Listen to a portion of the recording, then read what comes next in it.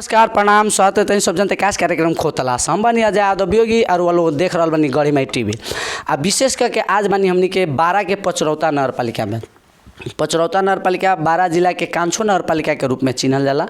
5 गो नगर पालिका बा 12 जिला में, 16 गो पालिका बा, जेमें पचरौता नगर पालिका में विगत में अब बहुत विवाद सब भइल। अभी नवीन जौन चेहरा देख रहा बनी नया मेयर साहब बनी जलंधर प्रसाद सिंह जी, जलंधर सिंह जी वहाँ के नया विजन के साथ भी आयल बनी। जौन स्थानीय चुनाव कहीं 2079 बीतल, अब 7 महीना होए लागल, 6 महीना टप गई। का कहनी वहाँ के समसामयिक विषय में हमने के गढ़ीमाई टीवी श्री गढ़ीमाई राष्ट्रीय दैनिक पत्रिका के पेज पर रखें सन, सामाजिक संजाल पर रखी और से रुआ लोग सलाह सुझाव के प्रतिक्रिया की अपेक्षा करें। लेकिन आज जौन हमने के विशेष करके ई पचरौता नगर पालिका के विजन सब का बा आवे वाला 5 साल में अब किंग हुई ऐसे संदर्भ में हमने के बातचीत करे जा रहा बनी सन। सर्वप्रथम स्वागत बा अपने के सब जनता काश कार्यक्रम खोतलास में मेयर साहब। धन्यवाद।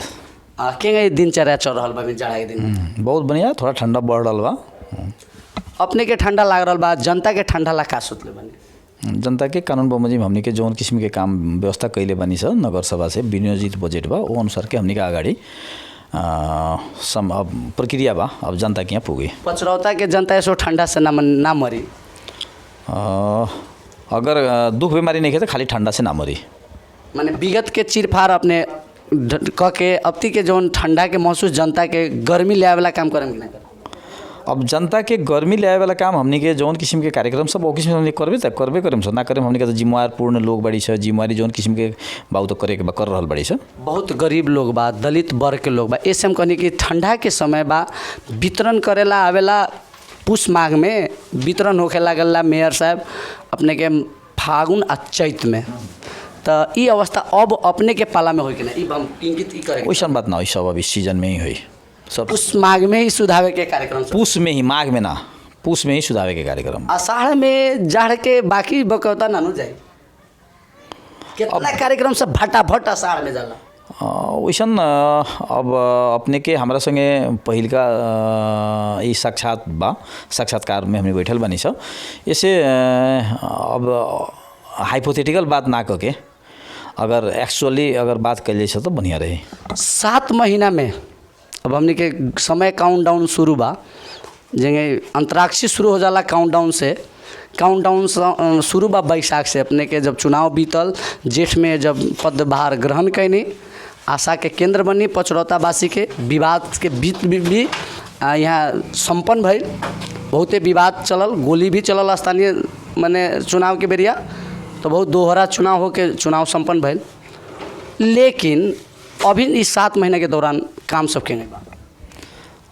स्थानीय चुनाव के दौरान में यहाँ गोली वोली ना चलल ना पुलिस। 2 नंबर आ 4 नंबर में दोहरो चुनाव भेल उका रहे वो बूथ कैप्चरिंग रहे, लेकिन गोली ना स्वयं हम गोली के रिपोर्टिंग हम अपने के 2 नंबर स्कूल में कहले रहे। अपने से हम उहे कह रहल बड़ी कि अपने एगो बात निर्भीक कथी हो जाए जाओ कि पचरौता नगर पालिका में कोनो भी किस्म के गोली या बारूद के प्रयोग चुनाव में कहीं से ना पुलिस के ना सुरक्षाकर्मी के तरफ से या ना चुनाव में भाग ले वाला या चुनाव के बिथोले वाला केहू का लोग से बिना भेल 2 जगह चुनाव बिथोलल गेल जौन कानून से विपरीत होइत रहे।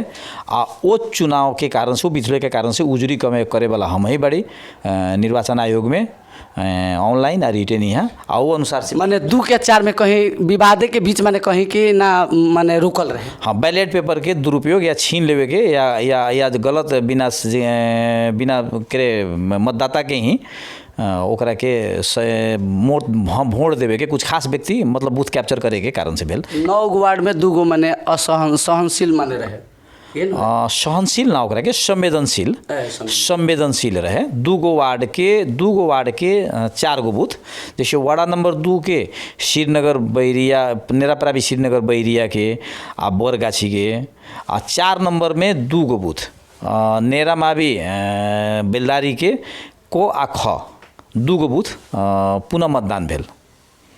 ओकरा बाद में कैसन भेल? ओकरा बाद बहुत ही बढ़िया शांतिपूर्ण एकदम शानदार जानदार बढ़िया रिजल्ट भेल। लोग बहुत अधिक प्रतिशत मतदाता भेल। झंडे पचरौता में 82% मतदान भेल। बहुत बढ़िया परिणाम आयल। जनप्रतिनिधि आला के बाद में जनता के कदर होके के चाहिए, काम अभी हो रहा बा कि ना हो रहा? अब जनता के कदर होए के भी चाहिए, जनप्रतिनिधि करे के भी चाहिए आ कर भी रहल बाड़ी सर। लेकिन कथी बा कि उ सभी चीज़ कार्यान्वयन करेला हमनी के नेपाल के संविधान ई 2072 के जौन अवधारणा बा और जो में एगो नैसर्गिक अधिकार बा ओकरा तहत कार्यान्वयन करेला हमनी के स्थानीय सरकार संचालन करे के जौन जिम्मा में मिलल बा स्थानीय सरकार संचालन के रूप में, संचालक के रूप में, स्थानीय सरकार के रूप में ओकर स्थानीय सरकार संचालन 2074 अनुसार हमनी का संपूर्ण काम करवाई अगाडि बढ़ रहल बड़ी छ। ओमे स्थानीय सरकार संचालन ऐन में संगे संगे अपने के कार्यक्रम ले जाएला नगर सभा करे के हो सके तो आषाढ़ 10 गते के भीतर कर लेवे के या जितना संभव उतना कर लेवे के, कर्मचारी सबके तलब देवे के, वृद्धा लोग के भाता देवे के, बच्चा लोग के बाल बालिका के भत्ता देवे के, शिक्षा में लगानी करे के, शिक्षा के गुणस्तर ऊपर उठावे के, भौतिक नैतिक और शैक्षिक सामग्री के संगे संगे वही तरह अपने के कृषि में जाए के, वही तरह पशु में जाए के, वो सब तमाम सेक्टर में पचरौता नगर पालिका जा रहल बा। हमनी के स्थानीय सरकार संचालन ऐन अनुसार करीब करीब हमनी का इंटरनेशनल अफेयर्स वैदेशिक मामला संबंधी और सुरक्षा पुलिस दूगो बाहे के करीब करीब हमनी का सभी चीज़ में हमनी का अपन काम, अपन नीति बना के, कानून बना के हमनी काम कर सकै। सो अनुसार पचरौता नगर पालिका के नगर सभा असोज के 14 गते भेल और वो अनुसार से कार्यक्रम अगाडि संचालन हो गए। कुछ चीज़ में तनका सा ढीलापन भेल बा, तनका सा मतलब समय निर्वाचन आयोग द्वारा आचार संहिता लागू भेल, वो आचार संहिता के कारण से समय सब टेंडर सब ना हो सकल। कुछ काम कानूनी प्रावधान के कारण समय से नइखे हो सकल। अब सभी चीज़ अगाडि टेंडर हो रहा बा, सब टेंडर जितना भी निर्माण प्रक्रिया सभी बा ई बिडिंग कर रहा बनी सब और इस चीज़ के विज्ञापन भी, कर्मचारी के विज्ञापन बा। पचरौता नगर पालिका में कर्मचारी के बहुत अभाव बा, थाई कर्मचारी बहुत ही कम बा, प्रशासन के तरफ नहीं खे। एक बेर यही में रोके के जाम जौन रउआ कहनी है कि आषाढ़ 10 गते तक ले माने परिषद कर लेवे के, उ परिषद असोज 14 गते जाए तक कथी भे रहे? नेपाल सरकार के संघीय मामला मंत्रालय, स्थानीय विकास संघीय मामला मंत्रालय ये जगह में प्रशासकीय अधिकृत श्याम यादव 7 गते के तत्कालीन प्रशासकीय अधिकृत श्याम यादव 7 गते के बाद से जौन उनकर अनुपस्थिति रह गया 8 गते से ओकरा बाद में झंडे 2 महीना क्रॉस कैला के बाद में दूसर कोनो भी प्रशासकीय अधिकृत ना आयल। ओमें विभिन्न चरण में मंत्रालय से, मंत्री से, हमनी के पीएमओ से, हमनी के मेयर के, नगर पालिका के सभी किस्म के वार्तालाप भेल। पत्रिका विभिन्न न्यूज़ चैनल सब में भी सभी चीज़ के विस्तृत विवरण सब आ चुकल बा। अब ऐसे वही चीज़ के अभी दोहरावल भी हम वो दोहराने की चाहें। सावन 1 गते से आर्थिक वर्ष शुरू होखेला, आषाढ़ के जौन विगत के कार्यक्रम सब बहुत फ्रीज भेल, जौन अभी मार में यहाँ पचरौता नगरपालिका के सामुदायिक विद्यालय के अधिकांश शिक्षक लोग के बैसाख जेठ आषाढ़ के तलब जैसन नहीं मिलल, एमे उ बाध्यता ना बन रहे उस समय। सभी चीज़ के बाध्यता बा, लेकिन कथी भाई कानून से बाहर अपने नहीं जा सके। नगर सभा आषाढ़ के तलब देवेला, आषाढ़ में जौन तलब जाए कि हमने के यहाँ 3-3 महीना के जौन या 4-4 महीना के जौन हमने के यहाँ ट्रेंड बा, तो जनरली हमने के अंत में जाके आषाढ़ में तलब जाए के चाहिए। आषाढ़ के लास्ट में 25-26 गते, 20-25 गते हो रही।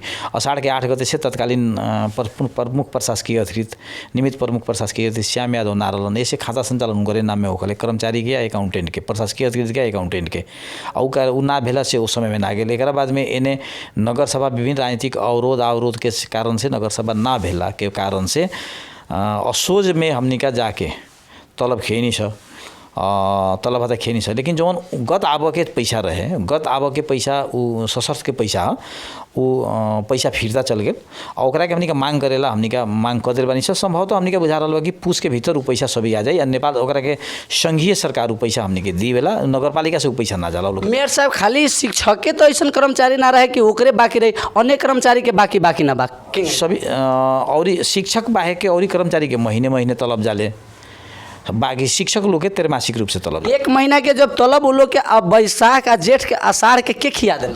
अपने ये बात थोड़ा सा निमन से सुनो, अपने क्वेश्चन पूछे तरी ओकरा बढ़िया बात भी जवाब। जब शिक्षक के 4 महीना के चौमासिक वो आर्थिक वर्ष हो रहा से पहले ना जा सकल, अन्य निजामती कर्मचारी के चल गेल, हाकिम रहले ना रहे अपने के कहनी है कि 8 गते के बाद, तो एमे के दुधार स्थिति ने क्या? अपने बात पूरा नहीं सुने, हम पूरा जनता है कहीं मेयर साहब की वास्तविकता बात का पूरा अपने बात पहले सुनो, पूरा बात सुनो, ओकरा बाद में अपने फिर अपने क्रॉस क्वेश्चन करूँ। आषाढ़ तक लेके ज्येष्ठ तक लेके तलब स्वास्थ्य के, निजामती के या पशु के या और जौन भी सेवा के नेपाल सरकार के जौन भी कर्मचारी लोग बा वो लोग के सभी के तलब ज्येष्ठ तक ले चल गए रहे। आषाढ़ के 20 गते के बाद 25 गते के वही तलब जाले महीने जे लोग।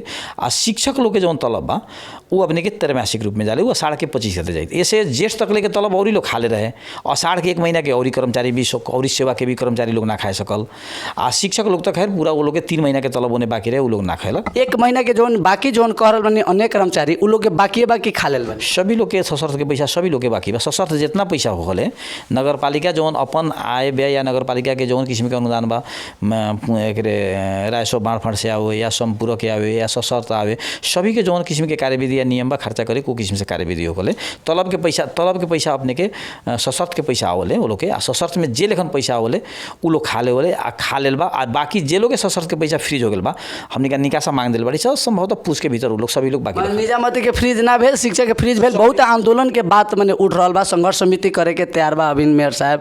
विगत में संघर्ष समिति आंदोलन भी कल, अपने लंग भी बहुत बात आयल हुई कि हमने के तलब 3 महीना के बाकी बा, हमने के वातावरण पढ़ावे के नहीं के, ये सब बहुत चर्चा के विषय बनल बा। तो 1 महीना के मैंने धैर्य राखे पड़ल, कहीं ना कहीं निजामती भी बाकी बा, उ लोग के ई आश्वासन दे सकत नहीं।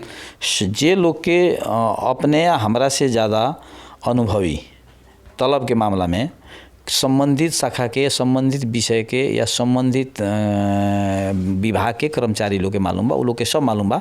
जब कथी बा उ लोग स्वयं जान रहा बा जे तलब मांग हो गए हमने के पूछ में जाई। आज निजामती के भी कर्मचारी के जौन किस्म के तलब सशर्त के आवले, सशर्त के पैसा आषाढ़ के बाद में फ्रीज हो जाले और वो किस्म से सभी लोग या दियाई पैसा। मतलब कहीं ना कहीं में विवाद करे के बात नहीं के, शाखा में संपर्क कैला से वो लोग के मालूम बा, वो लोग के मालूम बा। अगर केहू बात उठवैता तो एक कि संबंधित विषय में या कर्मचारी लोग के थोड़ा सा नया हुई या कुछ हुई ना तो वो लोग के मालूम बा कैसा के लेखन हो के लिए। प्रमुख प्रशासकीय अधिकृत के विवाद बहुते चलल। अभी सर्वोच्च अदालत लगले 4-5 गो मुद्दा भी रहुआ भी झेल रहा बानी, नगरपालिका जा रहा बा।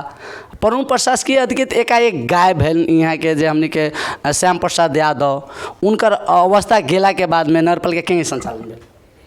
अब जब ले ना रहलन उनकारा से होए वाला काम सभी अवरोध हो गए। कानून मुजिम जौन प्रमुख प्रशासकीय अधिकृत के कार्य क्षेत्र बा, काम कर्तव्य बा, उ तो सभी अवरोध हो गए। ओकरा बाहे के जौन काम करवाई कर्मचारी के या सेवाग्राही के जौन मिले वाला रहे उ सभी चीज़ मिलल।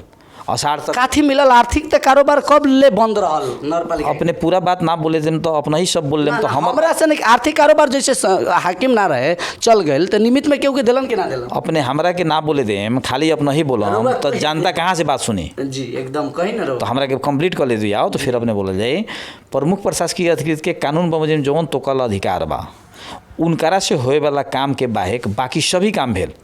उनकरा से तोके वाला आर्थिक काम और जौन प्रमुख प्रशासकीय अधिकृत स्तर के निर्णय के काम बाहेक जनता के स्वास्थ्य के काम, जनता के सिफारिश के काम, नागरिकता के काम, पंजीकरण के काम, ये सभी काम भेल। 1 मिनट में रोके के जाम हम आर्थिक कारोबार जौन संचालन अपने कंप्लीट कर ले दू बात, अपने पूरा ना बोले दे जरी अपने रोके में से जाओ। पहले बोल लेवे दिया, पहले बोले ये तनका सा हमनी का अब सारा दुनिया देखी हमनी के, ऐसे हमनी का तनका सा ज़्यादा हमनी का तनका सा अनुशासित होए के पड़ी। जी एकदम ना सभी चीज़ अर्थ से ना चलल है, सभी चीज़ अर्थ से ना चलल, सभी चीज़ अर्थ से ना चलल है। जैसे नागरिकता सिफारिश करे के बा वो में अर्थ के कहाँ जरूरी बा? जैसे अपने के केहू के जन्मदाता प्रमाणित करे के बा वो में अपने के कहाँ अर्थ के जरूरी बा? जैसे कोनो के बच्चा के इशू करे के बा, बच्चा इशू करावे के बा के अथी में बर्थिंग सेंटर में वो में अर्थ के जरूरी कहाँ बा? वो तो ऑलरेडी वहाँ सभी चीज़ पहले से एगो स्टेबल चीज़ बा एगो ये कर रहा बा। वही तरह अपने के ऑलरेडी नगर पालिका के जौन भी संस्था सब बा खरीद या बिक्री के बाहेक बाकी जौन सेवा डॉक्टर के सुई देवे के बा या सचिव के सिफारिश करे के बा या राजस्व काटे के बा वो सब होइए रहल बा नु। वार्ड सचिव 5 दिन नहीं खन आयल, उनकर हाजिरी प्रमाणित प्रमुख प्रशासकीय अधिकृत नहीं खन, के कर दी? हाजिरी 5 दिन नहीं खन आयल विदा में वार्ड सचिव जे जन्मदाता तब बना दिलक आ 5 दिन के बाद गायब, रुआ गेली छोड़ के जाँच कैनी नहीं खे, के काट दिया, के प्रमाणित करके पठाई जे के वो मिति में प्रमुख प्रशासकीय अधिकृत ए नगरपालिका में हले ना रस। वार्ड अध्यक्ष स्वयं ऊपर अपन जिम्मेवार लोग बड़न आज जनता उनकरा के नेपाल के संविधान 2072 से अंतर्गत स्थानीय सरकार संचालन 2074 में जो वार्ड अध्यक्ष के काम कर्तव्य अधिकार बा वो काम कर्तव्य अधिकार करेला वो पूरा एकदम परफेक्ट वालो और लोग अपन काम बढ़िया से कर रहा वालो। सेवा अवधि प्रमाणित करे के काम चाहे एलन से हाजिर प्रमाणित करे वो तो प्रमुख प्रशासन के काम हो, वो जनप्रतिनिधि के काम तो ना हो। वाड़ा के बात कैलिए, वाड़ा के बात में वाड़ा के सभी चीज़ के काम उनका जिम्मेवारी, वाड़ा के सभी चीज़ के जिम्मेवारी कुछ चीज़ के बाहेक संघीय जौन सरकार के जौन कुछ चीज़ जौन तोकल बा ओकरा बाहेक सभी काम वाड़ा अध्यक्ष के करे के बा। अपने के 2000 स्थानीय सरकार संचालन ने 2074 अपने का एक बार देखू ना ओमे बहुत चीज़ क्लियर हो जाए, एक बार देखले बड़ी ओकरा के 74 में इहो व्यवस्था बा कि प्रमुख प्रशासकीय अधिकृत आर्थिक विहीन रही। अपने कहनी कि अर्थ चीज अर्थ से ना चली, अर्थ से कितना दिन रुके के पड़ल पचरौता नगरपालिका के। विगत में तो बहुते रुकल ई नगरपालिका, रुआ भी नहीं आशा के केंद्र बननी पचरौता नगरपालिका के, लेकिन तबहू रुके के पड़ल। एमे वजह से कथी रहे, कारण कथी रहे? कारण स्थानीय प्रमुख प्रशासकीय अधिकृत के अनुपस्थिति, गैर मौजूदगी और मंत्रालय ओकरा के दूसर कर्मचारी ना देवे के। कहीं ना मेयर प्रति कहीं षड्यंत्र तो ना रहे अपने प्रति, इस षड्यंत्र तो हो के वैसा एकाएक भागे के तो उ लोग के नियत तो ना बनल मेयर साहब। अपने हम राजनीतिक व्यक्ति बाड़ी, राजनीति के तो जनप्रतिनिधि। बात सुनल जाओ, पहले बात सुनल जाओ अपने अजय जी, अपने में तंगा पैसेंस ले आवे के पड़ल जी। जनता के बताई ना अपने जनता अपने पहले बात बोले थे तब तो अपने बात बोले थी पहले एकदम बोली जनता कहीं एकदम हम जन राजनीतिक व्यक्ति बाड़ी, हम जनता के प्रतिनिधि बाड़ी, स्थानीय सरकार बाड़ी। राजनीतिक में हमरा के अवरोध करे के काम विपक्षी कर रहल बा, ये चीज़ के हम कोनो बड़का इशू नहीं खिले। कारण कि राजनीतिक में अपने के केहू भी पूरा फील्ड ना छोड़ दी जे अपने जेने जेने मन बा उन्हें गोल मारू। अपने के वो अपन काम उ लोग करी, जनता ओकर मूल्यांकन कर रहा बा, हमने अपन काम हम कर रहा बड़ी। और आज षड्यंत्र के जौन बात बा, राजनीतिक में षड्यंत्र होइत रहल, ई कोनो नया बात नहीं है। कानून से खिलवाड़ करके मिली। स्थानीय संचार कहनी कि सरकार संचालन उ लोग पारित कर दिल बा, आ विहीन प्रमुख प्रशासकीय अधिकृत ही हो गए। स्थानीय सरकार संचालन ने पारित नहीं कैले, स्थानीय सरकार संचालन ने संसद बनैले बा, स्थानीय सरकार संचालन ने 2074 संसद बनैले बा। तो ऐसे उ लोग पारित कर दिल बा, हम अपने के कबो नहीं की कहले ना। तो 51% के बात आएला, 25% के हमनी के बात करत रहनी है, लेकिन रह गेल कि प्रमुख प्रशासकीय अधिकृत जी अजय जी अपने के ज्ञान के कमी बा। ई लोग कार्यविधि बनैले बा, नगर कार्यपालिका संचालन कार्यविधि, ये स्थानीय सरकार संचालन नहीं ना हो ना संचार कर एन के कहनी हो तो प्रमुख प्रशासकीय अधिकृत रहे के सुनो ना, बात सुनो ना पहले। आधारिन तथ्यन बात काहे करे जरी अपने आ एगो अपने के बा, ये अपने के बाद नगर सभा संचालन कार्यविधि 2075, ई स्थानीय सरकार एकरा के संचालन नहीं ना हो। ई कार्यविधि राष्ट्रपति ने बनावल एगो कानून है, कार्यविधि बा राष्ट्रपति में प्रकाशित हो गल बा। स्थानीय सरकार संचालन ने संसद बनैले बा। प्रमुख प्रशासकीय अधिकृत विहीन इस संचालन में होई कि ना, ई बात हम उठावे चाहनी मेयर साहब। अपने के पहले ही हम एक चीज़ फिर दोहरा के पूछे रही कि कानून में जहाँ जहाँ प्रमुख प्रशासकीय अधिकृत के अवधारणा और उनकर भूमिका व्याख्या कल गए बा, वो सभी जगह पर प्रमुख प्रशासकीय अधिकृत के रूप में निमित्त के या प्रमुख प्रशासकीय अधिकृत जेकर भी हो गए ओकर वहाँ आवश्यकता बा। यदि नहीं खे तो उ तो अवरुद्ध के अवरुद्ध ई रह गेल कि ना दुनू। हाँ, और वो अपने के कार्यपालिका बैठक हाँ अवरुद्ध हो जाए, अपने के लंबा हो जाए कुछ। वो बात हम पूछनी जो बतैनी रहुआ स्वयं अच्छा कहनी कि ई बात होखे के पड़ल, लेकिन प्रमुख प्रशासकीय अधिकृत विहीने बा तो ई रुकल कि ना रुकल? अपने के उहे बात हम फिर तीसरा बेर कहे जाइत रही कि कानून में नगर प्रमुख के जहाँ औचित्य बा, जहाँ जहाँ उल्लेख बा आवश्यकता बा, अगर नगर प्रमुख कोनो भी कारण से अनुपस्थित हो जाए तो सभी क्रम प्रभावित हुई। प्रमुख प्रशासकीय अधिकृत के वही लेखन कानून में नगरपालिका नगर सरकार में स्थानीय सरकार में प्रमुख प्रशासकीय अधिकृत के अपन अवधारणा अपन भूमिका बा। उनका से होए वाला जौन भी काम कर्तव्य बा उनकारा अनुपस्थिति में जे कोई भी होगो उस सभी उनकारा अनुपस्थिति में प्रभावित हो जाए। मेयर साहब कितना दिन प्रभावित भेल? 7 महीना कार्यकाल अपने के होए लगल? 3 महीना 3 महीना लगभग 90 दिन पचरौता बासी के दिन ना, मोटा मोटी 65-70 दिन 75 दिन 70 दिन जौन ई पचरौता बासी के अर्थ से खिलवाड़ करे वाला काम कैलक, जे भी कैलक, कितना के जायज है कितना के नाजायज बा, जनता जनप्रतिनिधि नया जनप्रतिनिधि चुन के लेलक। अपने एक बेर ई प्रमुख प्रशासकीय अधिकृत पठावे के जिम्मा संघीय मामला मंत्रालय के हाँ, तो एक हमरा से बढ़िया उत्तर संघीय मामला मंत्री या सचिव अपने के बढ़िया से दिया। कहीं ना कहीं इस संविधान प्रति मतलब प्रश्न उठ सकता कि ना उठ सकता? अपने के कितना दिन विहीन रखे के बा नियम? नियम तो एको दिन भी नहीं रखे के। अपने तो पूरा मंत्रालय में धारल बनी केंद्र तक लेके नहीं, कितना दिन तक ले नगरपालिका के रखे के नियम बा? एको दिन नहीं रखे के नियम। तो अभी 70 दिन के जवाब वो लोग होई। अपने तो स्वयं सरकार अपने के स्वयं सरकार बनी बरुआ, अपने के हमारा स्वयं सरकार बनी, हम स्थानीय सरकार बनी। तो केंद्र सरकार आप प्रदेश जी हम स्थानीय सरकार बनी, हमरा के बोले दिया माइक हमरा के नहीं, अपने से अब बोले जी बोलिए। हम स्थानीय सरकार प्रमुख बड़ी, यहाँ से होए वाला संपूर्ण काम के जिम्मेवार हमर ह। हमरा करे के बड़ी, हमरा पचरौता नगर पालिका के जनता के देवे वाला सभी स्रोत, सभी साधन सुविधा कानून बमोजिम देवे वाला काम हमर हम देम। कानून बमोजिम हमर जितना तोकल काम बा नगर प्रमुख या नगर पालिका के करी, बाकी के काम प्रदेश सरकार के कुछ बा आ कुछ लोग के काम बा संघीय सरकार के। तो ई प्रमुख प्रशासकीय अधिकारी तो के काम संघीय सरकार के ह। आ उ चीज ना आयला के कारण से असोच के 14 गते नगर सभा भेल आ वो अनुसार से अनुपस्थित भेला से नेपाल सरकार के स्वास्थ्य सेवा कार्यविधि के अनुसार से ओमे 60 दिन जे अनुपस्थित रही ओकरा पर कार्रवाई के सिफारिश यहाँ से कर दिल बा। आ उ हमने के सिफारिश करे के अधिकार बा, कार्रवाई करे के अधिकार नहीं है। कानून से प्रदेश आ संघीय स्थानीय के बांझल बा कि ना मेयर साहब? कुछ बहुत जगह बाजल बा, एकरा ला अब संशोधन के प्रस्ताव आवे के चाहिए। हमने के संबंधित जगह में हमने के बात उठा दिल बनी सर, रख दिल बनी सर। सरकार के माने जो स्थानीय सरकार भी कहेला कह रहल बा लेकिन वो अपन कार्यान्वयन नहीं कर सकल। ये हवा ताल में कहीं संघीय लोकतांत्रिक गणतंत्र ना लेकिन लाग रहल बा अपने एकरा के हवा ताल में अपने कहूँ अपने के बुझाई थी, अपने के व्याख्या हवा कथी कथी बा था नहीं हम नहीं जनता ना सुनो ना, जनता कौन जनता के जनता हमनियों के तनका सा वैसा का जनता लोग से रूबरू कराऊ ना। स्थानीय तह के प्रशासकीय अधिकृत विहीन बनाए वाला मंत्रालय कान ना सुने वाला ये कहाँ के नियम कानून में? सभी जगह हमने का एकरा ला परिपत्र कह दिल बानी। कहाँ चुकल, कौन मंत्रालय चुकल है में? अब दूसरा का बेर कह दिल बानी, तीसरा मंत्रालय कौन बा? तीसरा का बेर कह दिली यकीन करी ना कौन मंत्रालय अपने के अभी कह देनी ना हम तीसरा का बेर कह देनी अपने नहीं की सुनत बात। स्थानीय संघीय मामला मंत्रालय बा, प्रशासन मंत्रालय में ना बा? वही में प्रशासन मंत्रालय अपने पूरा सुने ही ना, सुनबे ना करे हम तो अपने कहाँ से बात बोले? अपने एक गो मंत्रालय में सामान्य प्रशासन और संघीय मामला मंत्रालय दो गो मंत्रालय ज्वाइंट बा अभी। तो अपने पहले अपने पत्रकार बड़ी अपने के जाने के वाला चीज बा कि ना? एकदम जाने वाला बा। नहीं की जानले जी माने हमरा ई प्रदेश के अपने काहे ना प्रदेश ना ई संघ के अपने काहे नहीं की जानले? अपने पत्रकार तो प्रदेश के कानून नहीं के बनल ना, प्रदेश ई संघ के कानून बा, ई संघ बैठाए वाला चीज प्रदेश ना पढ़ाई, अपने काहे नहीं की जानले? अभी तो प्रदेश के नियम में आ गेल। ई प्रदेश के नियम में नहीं है, ई संघ के नियम बा प्रशासकीय अधिकृत पठावे के।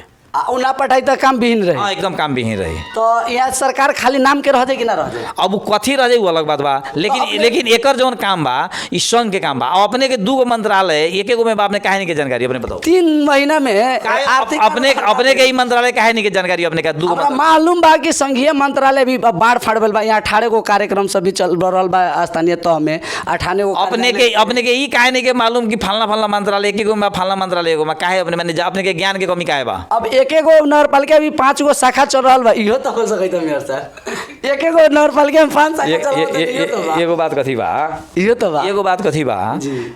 ये स्थानीय सरकार है जी। स्थानीय सरकार के हमनी के कानून में जो तोकल बा, संविधान में जितना हमनी के राइट्स बा, संविधान में जितना हमनी के अधिकार बा, स्थानीय सरकार संचालन 2074 में जितना अधिकार बा ओकरा से बाहर जाके हमनी काम नहीं कर सकते सर। ऐसे हमने कर रहा बड़ी सर आ निमन करम बढ़िया करम। आगामी योजना के बारे में तो अपने हमारे बातें ना बोल ली। अब पचरौता के 9 नंबर 1 से 9 नंबर बढ़ाला, अब तो अब परिषद भी कर देनी, अब फ्री भी हो गई नी मजा से। वो 25% के माने सरकार कच्ची 25 से 51 अभी हम ना बुझ सकल बानी, पचरौता वासी के बुझा देते हैं। अपने 25 में बा कि 51 में बा, अपने एकरा बारे में ना हमनी के कार्यविधि बा हम नहीं बुझ सकल। लोग एक यहाँ चर्चा प्रचार लोग बहुत किस्म के बात बोली। हमने की नगर संचालन कार्यविधि 2075 के जौन बा कैमरा में लोग गई हुई, हमने का पचरौता नगर पालिका के नगर संचालन यही कार्यविधि अंतर्गत होखले आ यही कार्यविधि अंतर्गत भेल बा। कानून से कोई इंच बाहर नहीं भेल। नंबर 1 सुध गेल। अच्छा अब काम जो एक अनुसार नगर संचालन कार्यविधि अनुसार नगर सभा हो गल बा, अब में हमनी की योजना सब बा। अब हमनी का पहले लोग मिला के करे हमनी का हमनी अब ई बिडिंग कर दिल बड़ी सब। ई बिडिंग मतलब अब ऑनलाइन अपने कहीं से अपने भर सकते अपने के अपने वार्ड में बाकी दूसरे वार्ड में और बहुत आ रहा बा कि 7 नंबर वार्ड के स्वर्ग बनाए वाला पचरौता नगर पालिका में 1 नंबर से 9 नंबर तक ले वार्ड बा, 9 गो वार्ड बा। इन बिहार के बॉर्डर इंडिया के राज्य बिहार बा, बिहार के बॉर्डर गुलरिया से लेके ना यही लेखन जाके अपने के पद्दुम रोड के हुलाकी सड़क के लंगड़ा चौक के बाद में, लंगड़ा चौक एक्चुअली पंचरौता में ना पड़ल है, बाजोपट्टी और अमरपट्टी तकले पंचरौता है। आ सभी जगह पंचरौता नगर पालिका के भूभाग बा, आ सभी जगह में पंचरौता नगर पालिका के दमदार उपस्थिति बा और दमदार काम हो रहा बा। अभी हमने के कार्यान्वयन के जो नियम प्रक्रिया जो टेंडर करे वाला ये समय जो एगो समय अवधि देवल जा रहे 15 दिन केकरा के 30 दिन केकरा के वो प्रक्रिया में हमने के बाड़ी मैं टेंडर के काम मेयर साहब 1 से 9 नंबर वार्ड तक ले कहनी बहुत योजना सब याद ना हो, लेकिन 1 से 9 नंबर तक ले 1-2 गो जो बड़का योजना नगर पालिका के सबसे बड़का जो गुरु योजना में पड़ल रउआ के माइंड में हरदम बात छवैत कहाँ कैसन किस्म से बनल बड़का योजना मतलब पैसा के आकार से बड़का योजना या उपयोगिता के हिसाब से। अब जैसे पैसा के हिसाब से कहम तो अस्पताल अपने के ऐसे विगत में वार्ड नंबर 4 में बेलदारी में बन गई बा, वो हिसाब से हम ना कहनी। जनता के उपभोगिता के हिसाब से जहाँ 20 सेंटर में कमे लगानी का ना होके, लेकिन बेसी से बेसी पचरौता बासी के जे मन में काम होके उ के ध्यान में रख के अपने जे करा रहल मनी अपने के प्राथमिकता बा कि हमारा कार्यकाल में सबसे अच्छा पहले एकरे के हम 79-80 में के देखाई, एक बाद में अन्य में करम वैसन योजना। हमारे सबसे बड़का अभी उपयोगिता के हिसाब से पंचरौता नगर पालिका के स्कूल के हमने का शिक्षा में हमने के बहुत बड़ा जोड़ बा। हमने का जैसे अभी पहले अपने के न्यूज़ भी हमें पढ़ले रही कि पंचरौता नगर प्रमुख को घोषणा MBBS पढ़ने लाई 10 लाख 2 गो विद्यार्थी के हमने का MBBS पढ़ावे के बा। एक बाद में PhD के पढ़ेला भी हमने का स्कॉलरशिप रखले बानी सर। 11 क्लास पढ़े वाला जो SC योगनियों के स्कॉलरशिप रखले बानी सर हमने। एक बाद में हमने का रेडियोग्राफर वगैरह भी हमने रखले बानी सर। एक शिक्षा में ओकरा बाद में शिक्षा के जौन भी आधारभूत संरचना सब बा अभी अपने पंचरौता नगर पालिका के अधिकांश स्कूल में जाम तो कंपाउंड नहीं है। कभी देखम तो केनहु बकरी चरत रही, केनहु देखम तो केनहु भैंसी चरत रही, केनहु गंदगी वही लेखन लेड़ी बा, कहीं भी थोड़ा सा बढ़िया ऐसे नहीं है। एगो 2 गो स्कूल छोड़ के जैसे हमने का ओकरा के सभी के हमने का ओकरा के सिस्टमेटिक एक जगह ले आके एक जगह मतलब शिक्षा के वो यूनिट के एक जगह रख के बढ़िया से ओकरा के कंपाउंड करके एगो उच्च गुणस्तरीय और स्वास्थ्यवर्धक और बाल मैत्री या शिक्षा में फेवरेबल मतलब एकदम वो किस्म के हमने के वातावरण में शिक्षा के आगे ले जाके हमने का काम कर रहा बड़ी छ। हमने का पंचरौता नगर पालिका में अभी झंडे 50 गो स्वयं शिक्षा नगर शिक्षक के रूप में स्वयं सेवक के शिक्षा के रूप में हमने का अभी 50 गो नया दरबंदी क्रिएट कैले बाड़ी छ। हमने का विज्ञापन करे जा रहा बाड़ी छ। वही देखन बहुप्राविधिक विद्यालय में केंगे बा बहुप्राविधिक विद्यालय में हम तो बहुत जोड़ देते आल बानी बहुप्राविधिक विद्यालय के लेके हमने का कुछ चीज़ में सो हमने का DPR करता नहीं सर। जैसे 100 बेड के अस्पताल के बारे में हमने DPR करता नहीं सर, कोल्ड स्टोर के बारे में DPR करता नहीं सर, एक बाद में बहुमुखी कैंपस के बारे में सो DPR करता नहीं सर, बहुप्राविधिक के बारे में हमने DPR करता नहीं सर। यहाँ हमने के और भी एजुकेशन लेवल के और BEd वगैरह हो सके कथी हुए हमने क्या अगाड़ी अनुसंधान भी कर रहे हैं। अब 5 वर्ष के कार्यकाल में अभी हमने 6 महीना 7 महीना हमने के 6 महीना बीत के 7वां महीना में पानी छ और बहुत बढ़िया हमने के प्रगति बा। पहले ये पंचरौता नगर पालिका के स्कूल सब दैनिक रूप में संचालन ना होता, सभी स्कूल अभी दैनिक रूप में संचालन बा। अजय जी शिक्षा समिति चालू अवस्था में बा करल बा। पीरपाती के लोग बहुत बात उठाओ ना, धनिक स्कूल भी बा पीरपाती जो नजदीके बा बड़ा नजदीक से देखले मनी वो में का योजना रहल खास पीपरपाती में ओमे शैक्षिक गुणस्तर सुधारेला, ओमे कुछ भौतिक संरचना के भी सुधार मरम्मत वगैरह में बा। एक बाद में कुछ ओमे अपने के इलेक्ट्रॉनिक काम वगैरह भी बा। एक बाद में ओमे शिक्षक के दरबंदी भी बा। वहाँ हमने के +2 चलल है ओकरा के हमने के लेखन हमने का अगर वहाँ ग्रेजुएशन हमने पढ़ावे सकै तरी छ, बैचलर लेवल के पढ़ाई के लेखन करे सकै तरी छ, ओहो में हमने के विचार कर रही छ। और सभी जगह में आज कुछ ऐसा सेक्टर होखले जैसे अपने अभी बिया गिराम अगर अभी गेहूँ बोई तरी तो कम से कम एकरा के काटेला अपने के बैसाख से जाए के पड़ी। तो आज हमने मैंने कम से एगो सामान्य गेहूँ के बाली अपने उपजनी करेला आज अपने का अगहन में बोली है, अगहन पूस माघ फागुन 4 महीना से कम ना लगी। अगहन में बोले बड़ी अगहन पूस माघ फागुन चैत 5 महीना के करीब अपने के समय लाग रहा बा एगो क्रॉप काटेला। तो ये इतना बड़का जो हमने के काम करल बड़ी हमने के लगानी बा एकर करीब हमरा के एकर 1 साल के जौन हमने के लगानी बा आषाढ़ में लौगी जेठ में लौगी। और एगो बात कथी बा कि संभवतः पचरौता नगर पालिका के योजना आषाढ़ में ना जाए के हमनी के पूरा परिकल्पना वही किस्म हमनी का काम अगाडि बढ़ावत हैं। वर्ष बैसाख या ज्येष्ठ के फर्स्ट वीक तक ले हमनी का एकर योजना सब जौन 1 वर्षीय योजना बा, बहुवर्षीय के बाहेक के योजना ओकरा के हमनी का बैसाख या जेठ तक ले हमनी कंप्लीट करे के वो लाइन में जवानी मावी विद्यालय के माने स्तर उन्नति हुई, पचरौता के जे समस्या बा रुआ ढुक के होके प्रतिबद्धता करल मानी किस समय पर भी ओकर माने निराकरण कराए। 4 गो मावी विद्यालय बा और चारों विद्यालय के बहुत बढ़िया स्तर उन्नति हुई और हमनी का तुरंत सबसे ज़्यादा अभी शिक्षक के दिक्कत बा अभी बेलदारी मावी में वहाँ शिक्षक नहीं है। वहाँ तो हेडमास्टरे प्रावी तह के बाड़ी मैडम बाड़ी, ऐसे वहाँ भी हमनी का मास्टर के भी सब कर रहा बड़ी। हो सके तो हमनी का नगर पालिका के और भी कर्मचारी या और जगह से भी हमनी का काज में ले जाके वहाँ काम संचालन कर रहा बड़ी सन। ऐसे जौन भी होई बढ़िया होई, दुरुस्त होई, टिकाऊ हुई और पारदर्शी हुई। एक बात रुआ कहनी है कि कोल्ड स्टोर के बड़ा समस्या बा, रुआ मुँह से कहनी है कि कोल्ड स्टोर पचरौता में नगर पालिका से मेयर साहब संभव लाग रहा बा, केंद्र में शायद पहल है कि जहाँ से भी हो गए ओकर नेतृत्व पचरौता नगर पालिका करी DPR करके ओकरा के हमने कराएम। कारण कि लास्ट ईयर पचरौता नगर पालिका के करीब हमारा समझ से 50,000 बोरा के आसपास लोग के आलू स्टोर में ना रखा रहे, बहुत कम दाम में बिकायल और में हमारा बुझाता हमने के अंदाज अनुसार से करीब 17-18 हज़ार बोरा तो सड़िए गई स्कूल मैंने आलू। तो ऐसे हमारा किसान के आज देखिए आलू के भाव कितना बढ़िया बा। उस समय तो हमारा पचरौता नगर पालिका के किसान के अगर ओकर क्रॉप के ओकर बाली के अगर स्टोरेज क्षमता अगर बढ़ जाई तो हमनी के बहुत बढ़िया रिटर्न में हुई। तो ऐसे हमनी का में लागल बड़ी सा अपने लोगों के साथ सहयोग, जनता के जो सद्भाव बा, ईश्वर के कृपा और नेपाल सरकार के, संघीय सरकार के और प्रदेश सरकार के सभी किस्म के सहयोग के लेके आगाड़ी बढ़ के काम आगाड़ी करेगा। DPR कहाँ कैसन किस्म से भेल बा अभी DPR माने योजना ई जोन बा चर्चा के विषय बने वाला बा, जोन की एगो कोल्ड स्टोर एगो पचरौता नगर पालिका, कांछो नगर पालिका बा, छोट नगर पालिका 12 जिला के बा, उ जोन एगो अवधारणा ले दूसरा के भी सीखे वाला बात आ गेल। जोन इतना एगो आलू के जोन विषय ना रह के पूरा कोल्ड स्टोर में प्याज से लेके गेहूँ धान माने बहुते चाना से लेके सब चीज़ रहेला, जितना निमन एगो योजना बनल बने ई कहाँ आ कब तक ले मने करो।